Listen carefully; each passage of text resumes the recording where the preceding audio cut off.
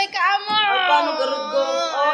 So, hey people, today magbabag grade ako. Wala na kaming klase ngayon, so wala akong magawa, kaya magbabag grade. So, first, my bag is from TikTok shop. And let's open it.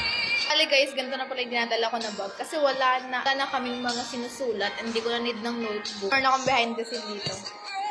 First one is money na barya lang. Next one is makeup. Ito lang yung dadala kong makeup kasi ito lang yung need ko. Next one is kutsara. Dito sa bag na to may kutsara.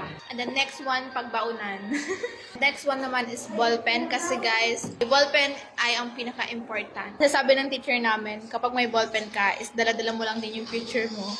Kaya dapat may ballpen ka lagi. Kasi pag nawala to, mawawala din yung future mo, ganon. Next one is perfume. To those asking about my perfume is, ito po yung perfume ko from Andrea's Secret. Actually guys, hindi ako maghilig mag-perfume. Pero nung nalaman ko tong Andrea's Secret is, tinry ko siya. So, if naghahanap kayo ng perfume, ito yung maganda from Andrea's Secret. Mga product nila is mababango, kaya mag-perfume tayo.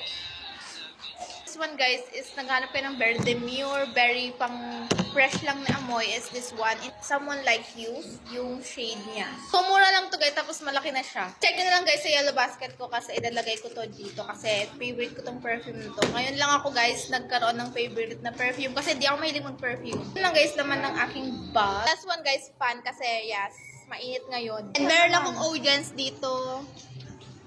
So, yun lang guys. Check nyo na to sa yellow basket ko. Bye-bye!